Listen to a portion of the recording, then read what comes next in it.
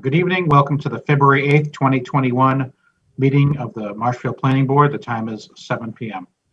Tonight's meeting is being recorded by MCTV, and we are holding a live remote meeting via Zoom.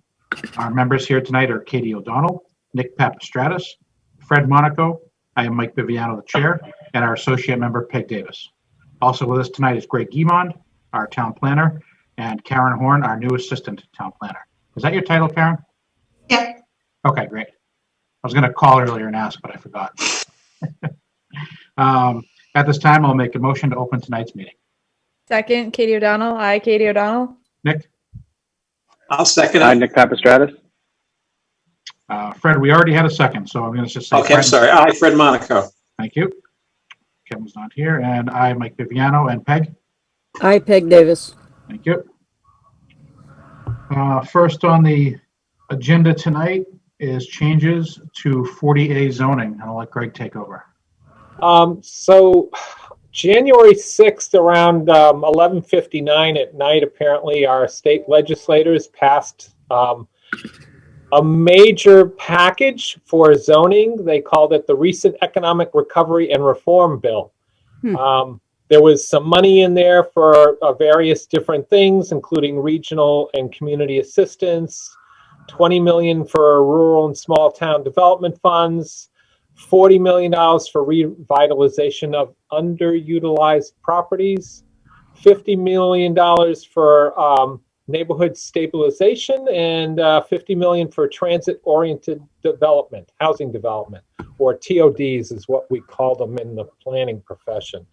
But in there, the biggest change is a one-size-fits-all zoning requirement for up to 175 communities within the MBTA region, which requires the community to come up with an as-right multifamily development area that would have up to 15 units per acre.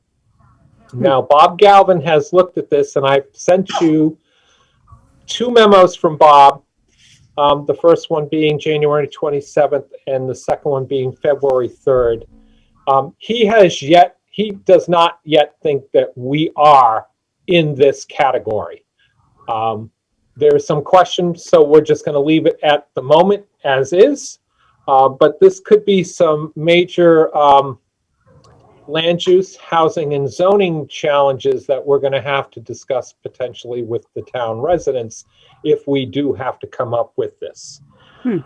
There were a lot of other changes in there. There were changes into accessory dwelling units. They have a new definition, a state definition on accessory dwelling units. They've changed the zoning voting for housing. Hi, Kevin. Hello, I'm here. They changed the zoning for votes for housing from 2/3 majority at town meetings to simple majorities.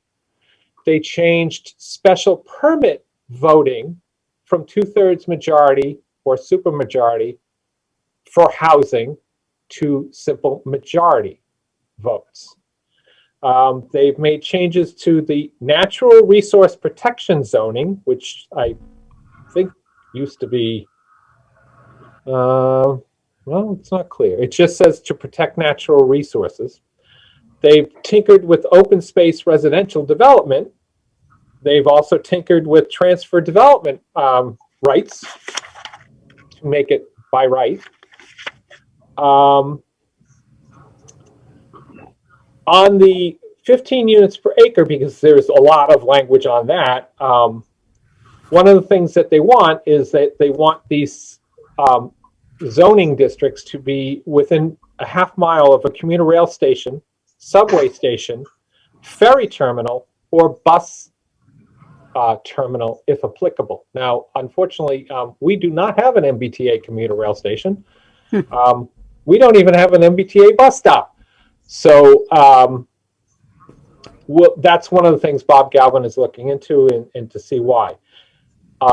There are some other areas that they identify as potential locations for these zoning districts, which include underutilized land and rural and village centers. Personally, I think this is going to be a major effort if we end up having to do this. This is going to consume some time. They are not talking about this town meeting or even fall's town meeting because DHCD is apparently coming up with regulations, which will give us more clarity, which is always good because some of the language is a little confusing. So we're looking probably a year to a year and a half from now where we're going to actually have to come up with these districts. Now, the community does have a choice. If the community does not vote to do these things, then we will not be eligible for applying for 3 different kinds of grants. And that's basically the choice that the community has is if you decide not to create these districts from now on, you would not be able to get funding from those 3 sources. 2 of them are new, I believe, and are coming out of this bill, you know, with that 50 million for this and the 50 million for that. The only one that I recognize, but I have not been able to find out if the town has ever applied or received, is Mass Works. That's the only funding source that I think we would particularly be interested in possibly in the future. So that's a choice that the town has to make, that if we decide we want to go it on our own for these particular 3 funding sources, we wouldn't have to do these zoning changes. Now, to me, that's planning board, selectmen, town meeting are the ones that are going to have that discussion and decide whether or not they want to go in that direction. Trying to pick out any other thing. Oh, they also have in there something about the adoption of smart growth zoning districts or starter home zoning districts in accordance with Section 3 of Chapter 40R. That's even a higher density than the 15 units an acre. 40Rs are a minimum 18 to 20 units per acre. So again, we're talking about much higher density than we would find anywhere in the town. Take a look at the 2 memos that Bob has sent us. I believe I also gave you the actual language of the sections that so far I think is applicable for this act, which is Chapter 358 of the Acts of 2020. And I think I gave you like 10 sections. And so far in reading it, that's where I think those are things that we may have to cover. On this point, it's basically until we hear from Bob Galvin, we're on hold, but I just wanted you guys to start looking into this and starting chewing on this because if we do have to go here, we're going to have to pick an area or 2 in the town, and this is going to be something that we're going to have to spend some major public education and public outreach on, I believe, before we would take it to a town meeting. Okay, thank you, Greg. Any Thanks, questions? I would just say that I'm concerned about a lot of the changes, and I'll definitely have to take a closer look, but I would just caution that I think that sometimes our town gets excited about grant funds, but I'm not sure that a lot of these things are going to benefit Marshfield in the long run. So I'd be interested to hear any of the changes, and I'll stay up to date with what goes on. Peg? I think it's definitely something to consider, but as you pointed out, 2 of the grants are new and the other one you don't know or think we may have applied for.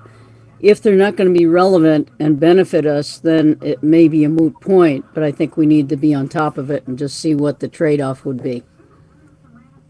And we were looking into doing some rezoning ourselves, not at this coming town meeting, but the fall town meeting for attached housing in the PMUD area and also downtown, and possibly making some tinkering with the Brant Rock Village overlay. So we're going to have some of this work. It may not fit exactly what the state is looking for, but we were already going to be tinkering with some of our housing stuff anyway. Right. And I mean, on the accessory apartments, we're going to look at what they have and come back with another, version of accessory apartments sometime in the near future as well, Okay. to try to address. We already knew that we wanted to look at that and tinker with that. Right. All right, thanks again, Greg. Anything else, or I'll move on to the next item? Okay. Next is the discussion on the street acceptance policy. So initially I was going to have you guys vote on it, but there's already been one revision, and I figured the selectmen are going to be discussing it tonight, and let's see what the selectmen and DPW say before we end up getting into it, because I want to make sure we have the final version before you guys vote on it. I believe I sent that to you as well. So it's basically a policy. In the past, we had a committee for road acceptance up until like 18 years ago, because I know Kathy Safara had been on it for a while, et cetera. The DPW was interacting with us, and we were accepting blocks of roads.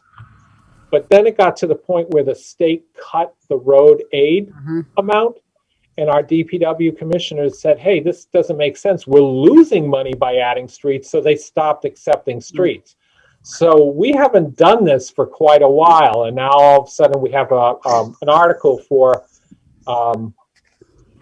a series of roads that I showed some slides of recently. I'll go through those in a minute.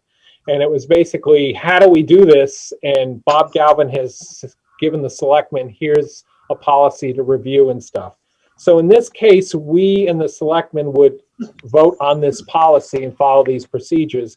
I think the next version of this will be Board of Selectmen, Board of Public Works, and the Planning Board, because under state law, that's the three bodies that talk about this and move this forward to town meeting. At the moment, he's got us 3 steps, and the streets that have already applied for this town meeting have done the first step. They submitted a request to the selectmen. However, from what I can see on what Bob has written so far, there are some items that are missing for these streets for this town meeting.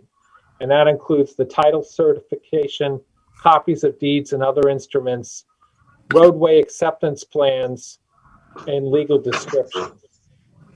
Now, we may see 1 or 2 of these, or several of these streets actually get all these little ducks in a row prior to town meeting.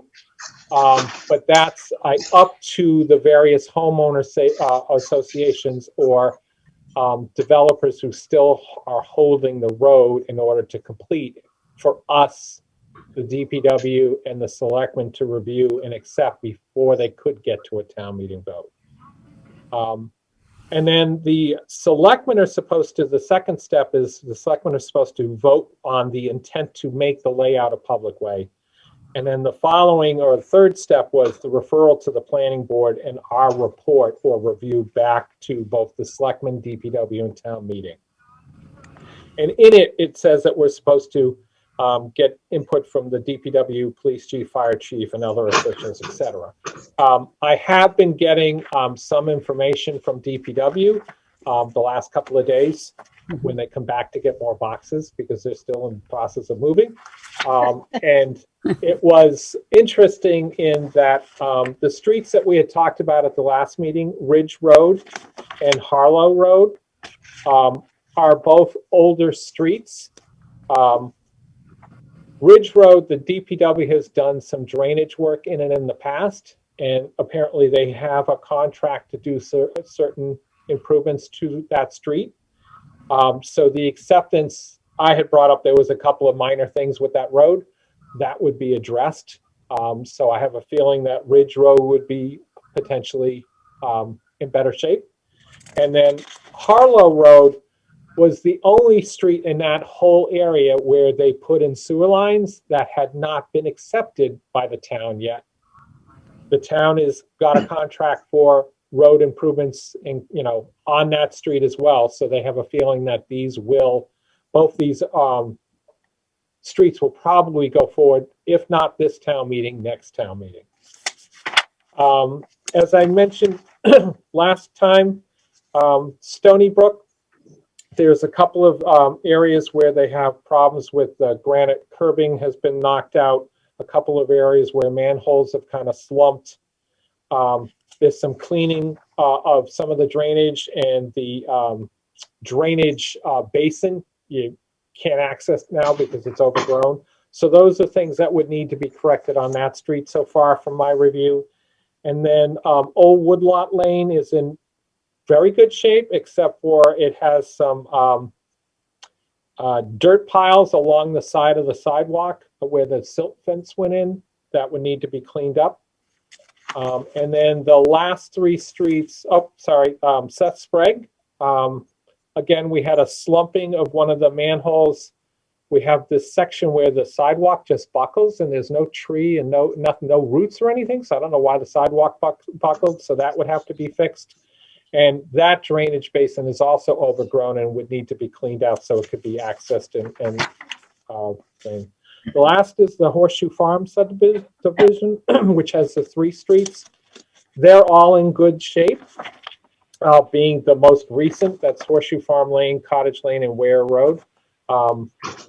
However, they do not have a street acceptance plan yet, and I don't know if they meet some of the other qualifications for the title certificate, copies of deeds, etc.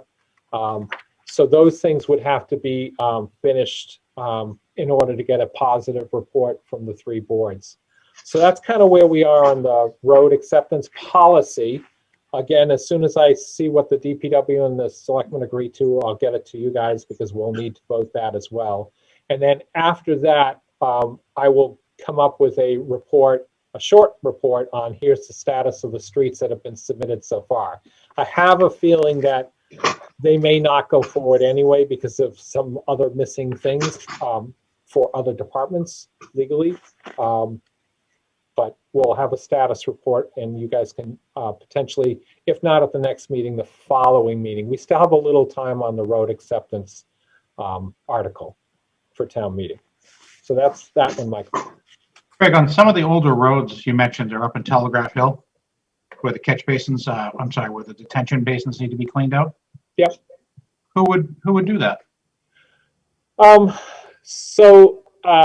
Sometimes the developer still has the fee in the road. Otherwise, it's been turned over to the association. So it would be the homeowners association that would have to do the correctional work.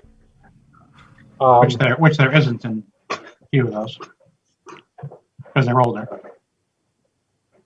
Some roads do have homeowners associations, others don't. Yeah. All right, to be determined. Yep. Okay. But it's up to the parties that are looking for the road to accept, the town to accept the road. It's up to them to get themselves in shape in order to be accepted if there's some deficiencies. Okay. And some of these we have some money, but a lot of these we don't have money left over. So like on Horseshoe Farm, we still have the $10,000, that we held for the year. But some of these subdivisions are 15 years old and we're not holding any money left. Sure. Karen has been looking into that and we can give you guys an updated list on that at our next meeting. Okay.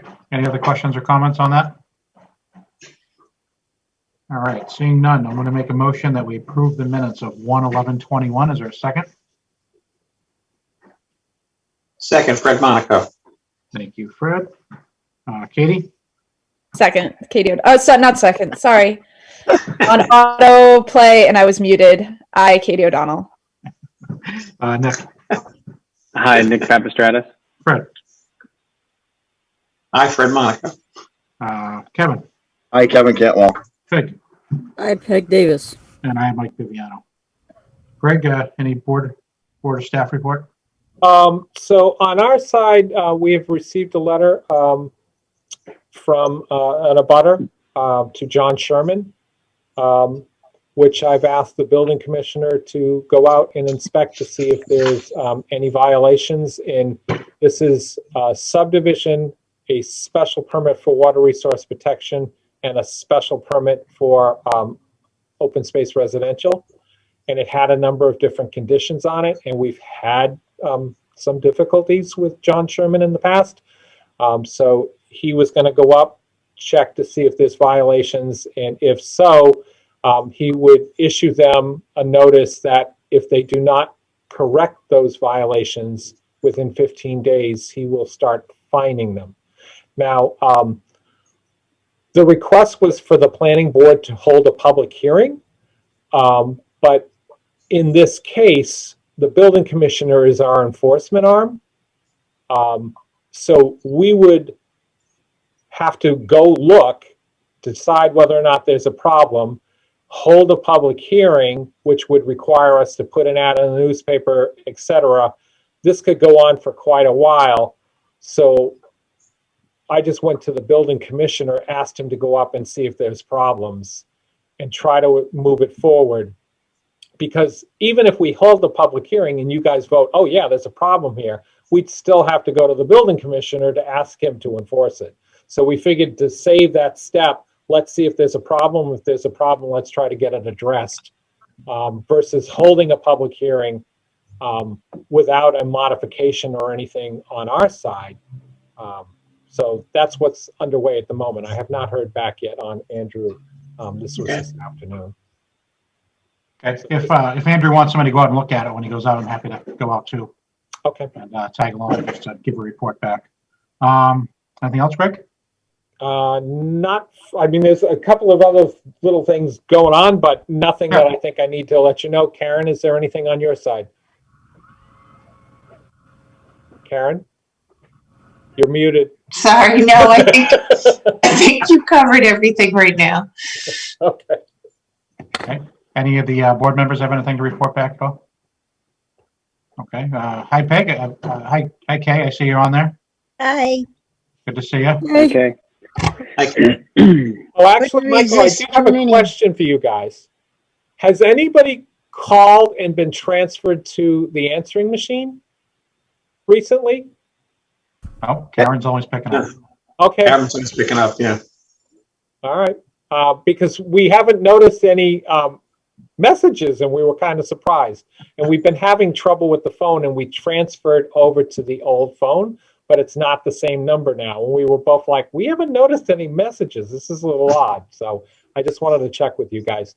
Kevin, did you notice our fillable forms? I did. I was very impressed. Karen did a great job with those actually for the board. We now have fillable forms for all the forms. They're all there. The website's been updated with the new names and stuff. And the phone number does have, it no longer says K. Boy, I tell you, it didn't take long for you guys to throw me away. Good job, Karen. Thank you. Oh, and we're still working on that combined certified abutter request form. Yep.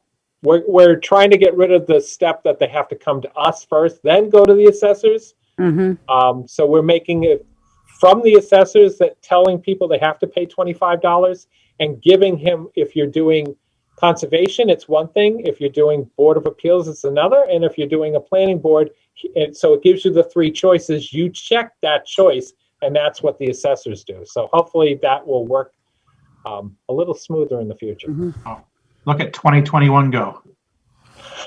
It's big. All right. Thanks. Good updates. Seeing no other business tonight, I'm going to make a motion to close tonight's public hearing. Is there a second? Oh, no public hearing, just a meeting. Our meeting, our public meeting. Yeah. Second, Katie O'Donnell. Aye, Katie O'Donnell. Thank you, Nick. Hi, Nick Papastratus. Fred, Hi, Fred Monaco. Peg, I, Peg Davis. Kevin, Hi, Kevin Cantwell. and I, Mike Viviano.